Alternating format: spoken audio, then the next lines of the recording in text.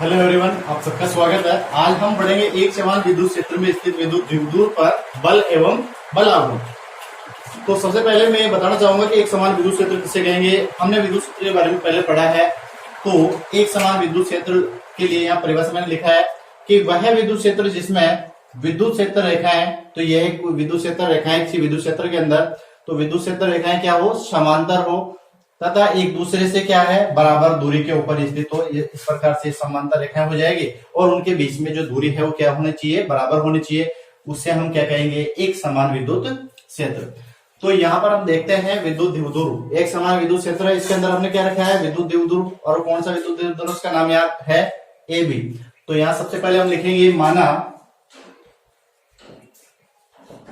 A B विद्युत द्विध्रुव, माना ए बी विद्युत द्विध्रुव एक समान विद्युत क्षेत्र में थीटा कोण पर स्थित है।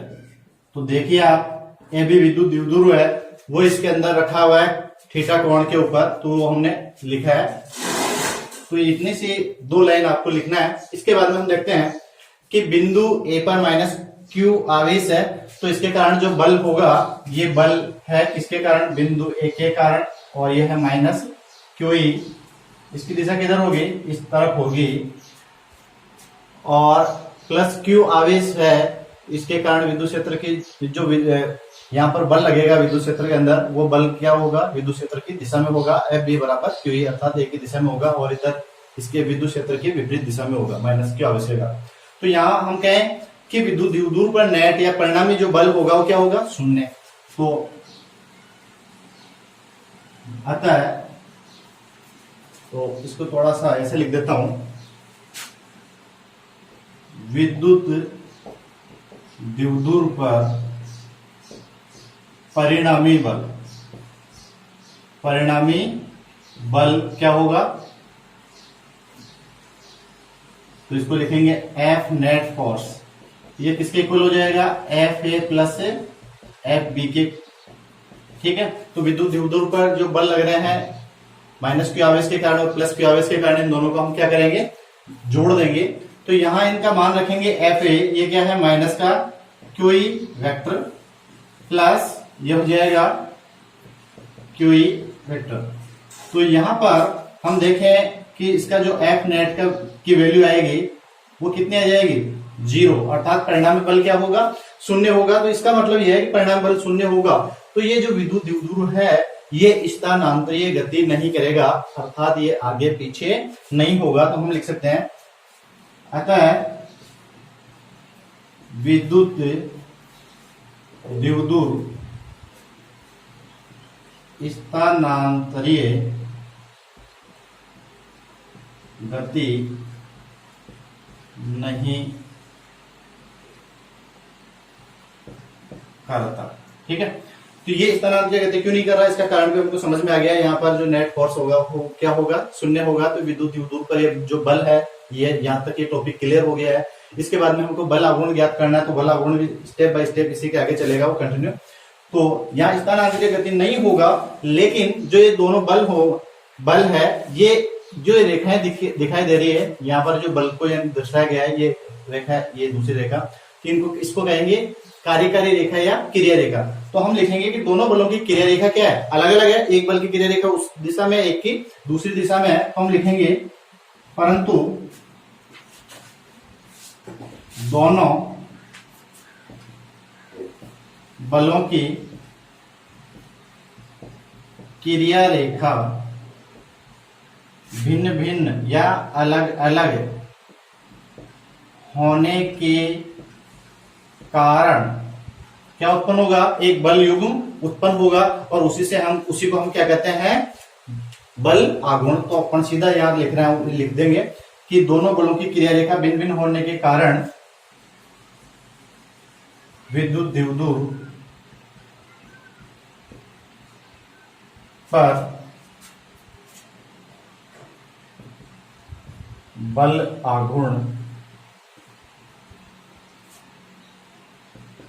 कार्य करेगा।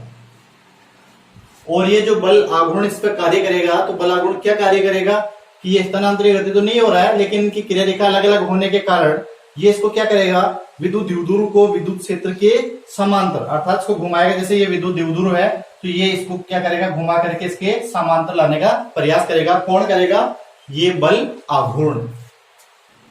तो हमको ये बल आघूर्ण ज्ञात करना है। तो बल आघूर्ण इसको हम लिखते हैं टॉ से। तो ये बल आघूर्ण, तो बल आघूर्ण बराबर होता है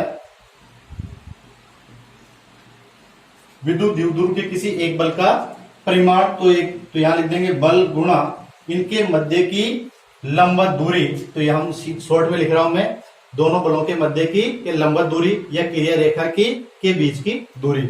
तो ये लंबवत दूरी, बल गुणा लंबवत दूरी। तो यहां बल हम लिख लेंगे, कोई सा भी एक बल ले लेंगे और बल का मान क्या है, क्यूई। तो यहां लिख देंगे क्यूई इनटू लंबवत दूरी। तो लंबवत दूरी, ये लंबवत दूरी, यहां से हमने लंब डाल दिया इसके ऊपर, पॉइंट सी के ऊपर है।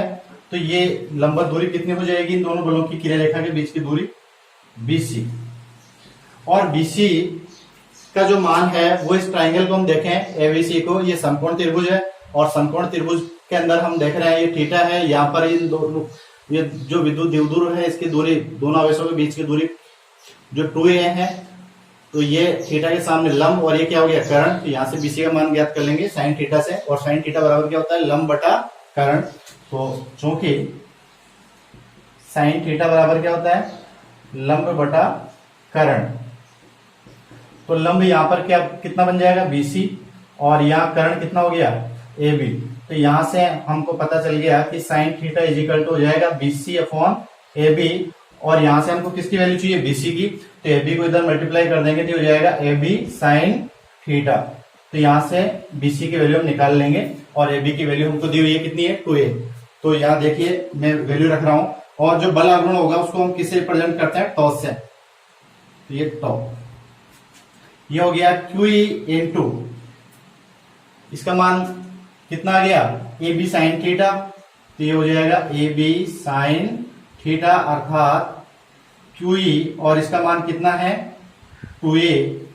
तो एक बार इनटू में लिख देता हूं मैं, 2a साइन थीटा, क्योंकि ए बी का मान कितना है 2a। अब यहां देखें आप, ये हो गया q और इस 2a को मैं इसके साथ लिख दूं 2a, और ये हो गया e साइन थीटा अर्थात q इंटू 2a। ये किसके बराबर होता है, विद्युत द्विध्रुव आघूर्ण। और विद्युत द्विध्रुव आघूर्ण जो होता है उसको किससे लिखते हैं, स्मॉल p से। तो ये हो गया p e साइन थीटा। तो ये किसकी वैल्यू आ गई है, टॉ की। अब यहाँ ये भी सदिश राशि है, ये भी सदिश राशि है। तो इसको सदिश फॉर्म में हम लिखेंगे। इसका मतलब यह है कि जो टॉ है वो भी क्या है, सदिश राशि है। तो इसको लिख देंगे हम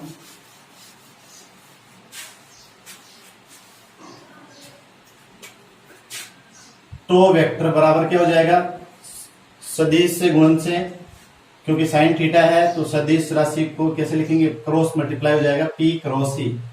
ये सदिश फॉर्म में, तो ये टॉ का मान आ गया है किसके फॉर्म में, सदिश रूप में। अब हम बात करें कि इस टॉ की दिशा किधर होगी, p क्रॉस e के तल के लंबवत, अर्थात p और जो e का क्षेत्र होगा, जैसे हम कहें कि ये p और ये तो है p वेक्टर और ये है e वेक्टर, और इन दोनों के बीच में कितना एंगल होगा, थीटा। तो इसके तल के लंबवत, तो इसको कैसे रिप्रेजेंट करेंगे, यूं इसके लंबवत। तो ये क्या हो जाएगा, तो ठीक है। और इसको किससे लिखते हैं, दक्षिणावर्ती पेश नियम से, ठीक है। तो दक्षिणावर्ती पेश नियम की सहायता से टॉ की दिशा ज्ञात की जा सकती है। तो इसको नोट डाल करके आप लिख लेना कि इसकी दिशा इन दोनों के तल के लंबवत होगी, और जिसको किससे ज्ञात किया जा सकता है, दक्षिणावर्ती पेश नियम से। अब यहाँ हम कुछ कंडीशन देखेंगे कि ये जो विद्युत द्विध्रुव है, यहाँ पर अभी तो हमने लिया थीटा कोण के ऊपर, तो ये थीटा कोण पर नहीं मान करके हम कहें कि यदि विद्युत द्विध्रुव विद्युत क्षेत्र की लंबवत रखा हो, ऐसे इस टाइप से रखा हो, तो यहाँ पर जो थीटा होगा उसकी वैल्यू कितनी हो जाएगी, 90 डिग्री। तो कुछ केसेस यहाँ बनाएंगे। तो पहला केस हम लेते हैं, पहला केस हो जाएगा यदि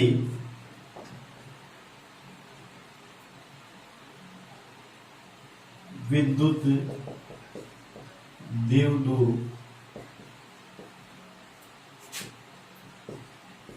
विद्युत क्षेत्र के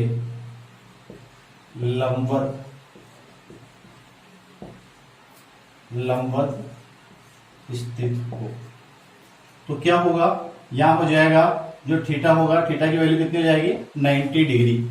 और हमको पता है कि टो बराबर क्या होता है पीई साइन थीटा, तो यहां से वैल्यू रखेंगे तो ये हो जाएगा टो बराबर पीई साइन 90 और साइन 90 की वैल्यू कितनी होती है 1, तो हो जाएगा पीई साइन का 90 के मान कर दिया ए का हो जाएगा, तो बराबर क्या हो जाएगा पी, और यही इसका क्या होगा मैक्सिमम मान होगा।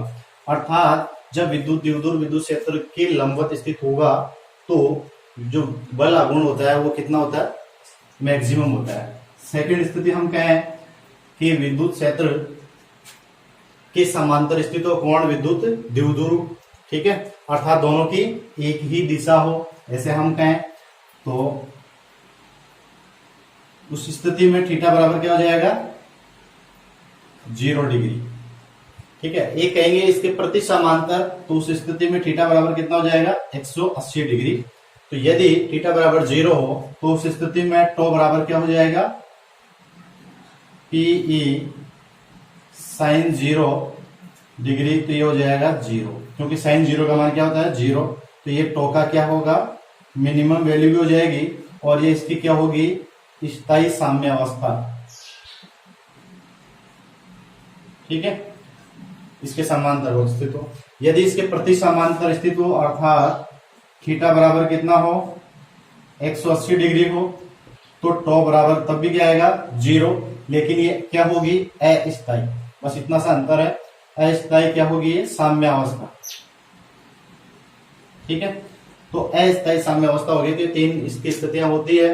तो आपसे पूछा जाए कि अधिकतम कब होगा और स्थायी साम्य अवस्था कब होगी, अस्थायी कब होती है, तो ये आप लिख सकते हैं। बाकी यहाँ तक ही आपको इसको ज्ञात करना है एग्जाम में जब बल आघूर्ण के लिए पूछा जाए तो आज हमारा ये टॉपिक लास्ट था, तो लगभग सारे पॉइंट इसमें मैंने क्लियर करवाए, और अब हम इसके कुछ न्यूमेरिकल्स हैं जिनको हम देखेंगे, और साथ में दूसरा जो चैप्टर है उसको भी हम पढ़ेंगे। Thank you.